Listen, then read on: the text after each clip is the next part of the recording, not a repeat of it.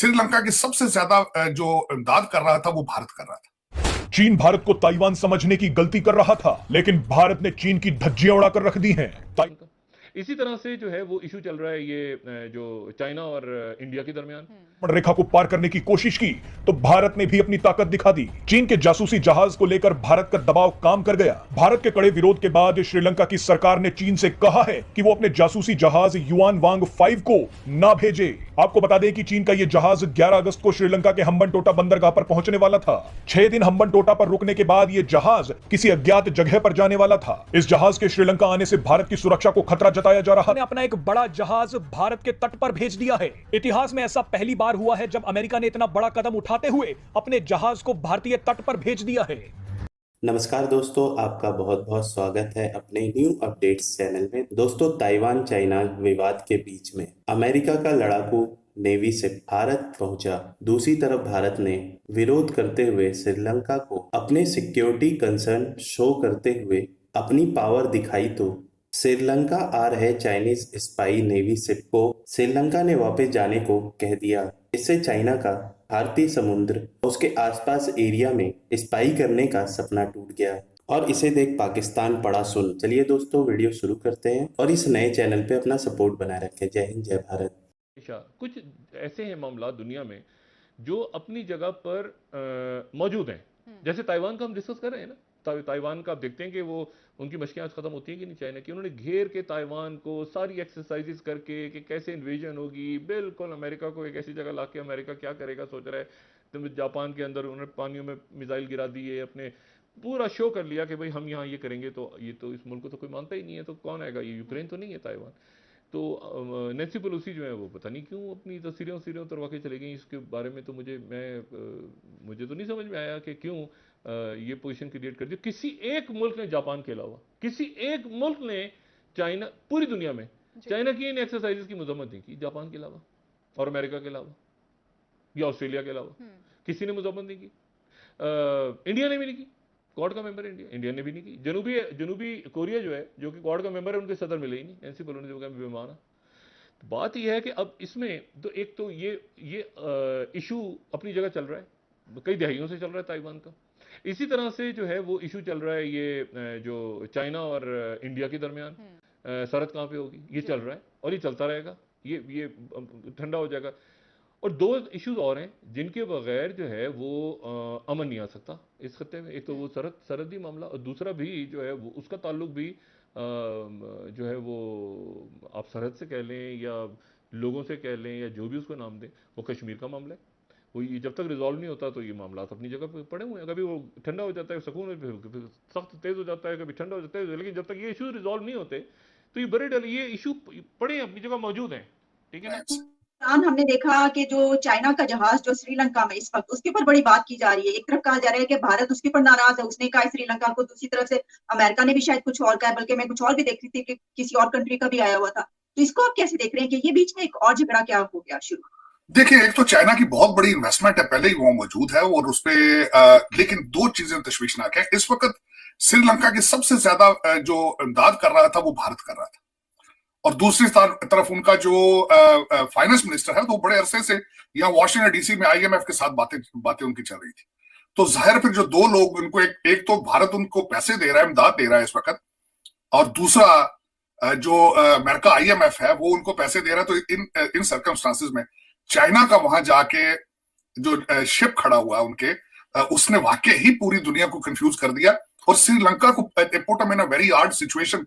अब वो अमेरिका से जो पैसे आने वो भी चाइना उनकी मदद नहीं कर रहा था, भारत आगे आना चाह रहा था, दोबारा श्रीलंका में चाह रहा था वो।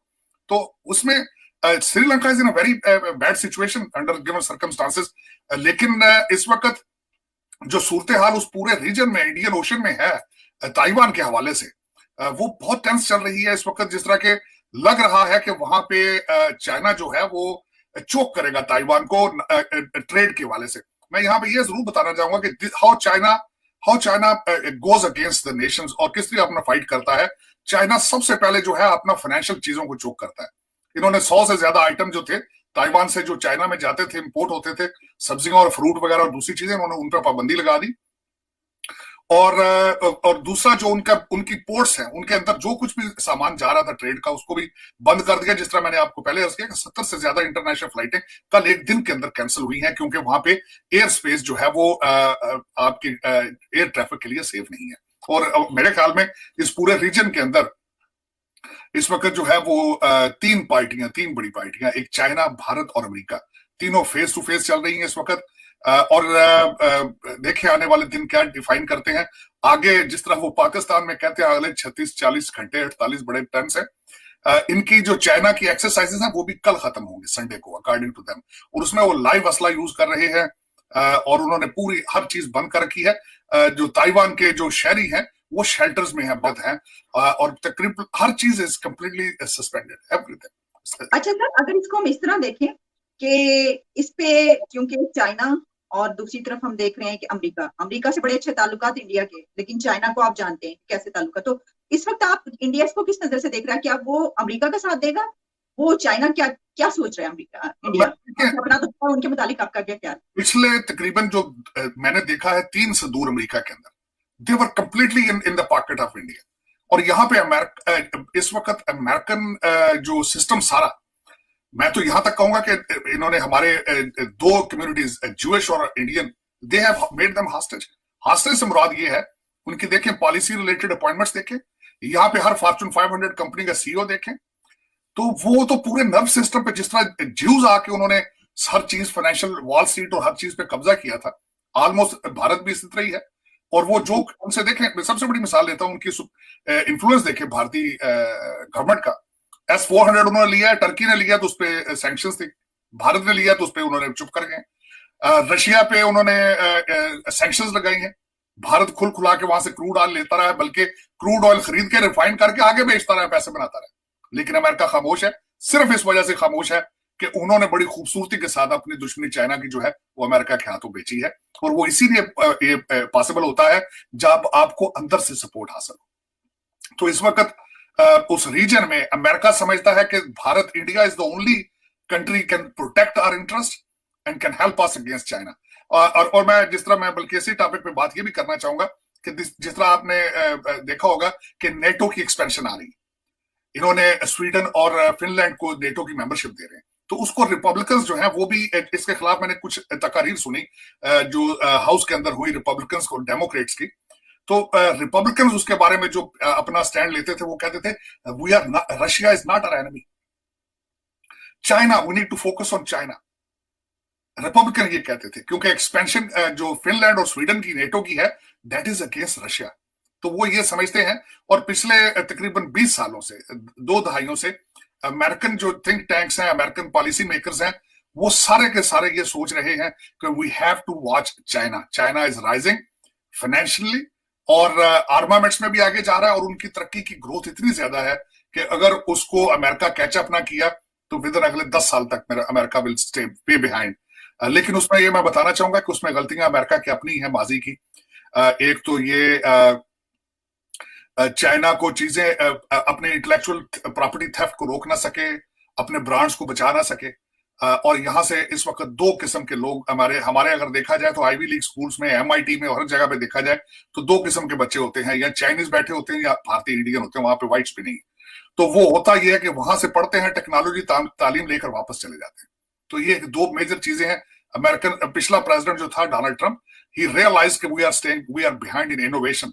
हमारी सबसे बड़ी सुप्रीमेसी दुनिया में इनोवेशन की थी, चाहे वो मेडिसिन में हो, चाहे स्पेस में हो, चाहे आर्मामेंट्स में हो, और उस पर हमें फोकस करना चाहिए। अमेरिकन बच्चे मैथ में बहुत पीछे रह चुके थे, ही रियलाइज्ड इट, और उन्होंने चाइना को he stood up against him with the heavy tariffs and सारा कुछ। लेकिन इतना आसान नहीं है। चाइना हैज डीप पॉकेट्स और हर चीज को वो यहाँ भी इन्फ्लुएंस अपना कर लेते हैं, लेकिन मेरे ख्याल में उस रीजन में ज्यादती है। और मैं हमेशा, अब तो खैर इट्स टू लेट नाउ, मैं वाहिद एक पाकिस्तानी हूं, मैं समझता हूं वॉशिंगटन DC में मुसलसल पाकिस्तान को वार्न करता रहा हूं कि प्लीज कोशिश करें नेशनलिज्म के हवाले से। मैं अपने यहाँ पे पाकिस्तानी डायस्पोरा की मिन्नतें करता रहा हूं कि PTI, पीपल्स पार्टी और नून लीग के पीछे जाने की बजाय अगर अमेरिका में हो तो रिपब्लिकन और डेमोक्रेट पार्टी की तरफ जाने की कोशिश।